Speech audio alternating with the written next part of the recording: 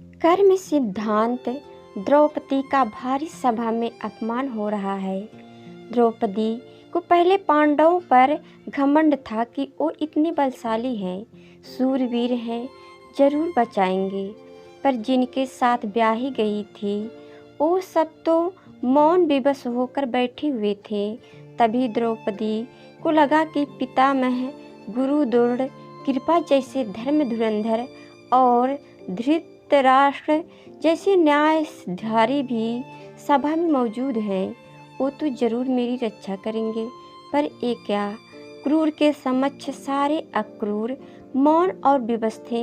अब क्या करती बेचारी द्रौपदी, एकमात्र सहारा अब केवल गोविंद बचे। द्रौपदी समर्पण कर चुकी थी। अब वह पुकारने लगी, हे गोविंद रक्षा करो गोविंद, हे गोविंद। गोविंद को तो एक ही पुकार में आ जाना था, पर गोविंद तो मल्लेच्छों से युद्ध करते हुए एकाएक रुक गए और फिर ध्यान में खो गए। नारद यह अचरज देखकर पूछने से रोक न पाए, प्रभु एक स्त्री अपने मान की रक्षा के लिए पुकार रही है और आप सहायता करने जाने के स्थान पर ध्यान में चले गए हैं, ऐसा क्यों? कृष्ण अपनी मोहनी मुस्कान को बिखेरते हुए बोले, ऋषिवर मैं देख रहा था कि कभी द्रौपदी ने किसी के सम्मान की रक्षा के लिए कभी कोई सहायता की है या नहीं, क्योंकि ऋषिवर यह संसार कर्मफल सिद्धांत पर आधारित है।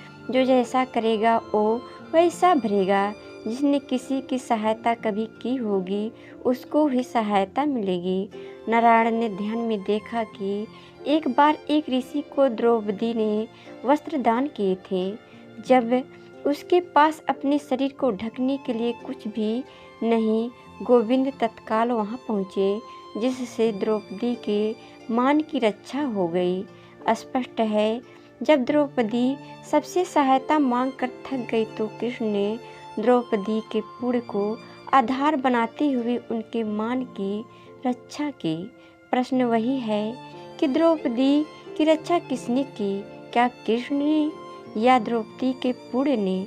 आवश्यक नहीं है कि कृष्ण प्रत्यक्ष ही आए और आपकी चेतना का भ्रष्ट हो जाना कृष्ण द्वारा दिया गया दंड ही है। वो किसी को भी माध्यम बना सकते हैं, यहाँ तक कि आपकी चेतना का भी जागृत हो जाना गोविंद का आना ही है।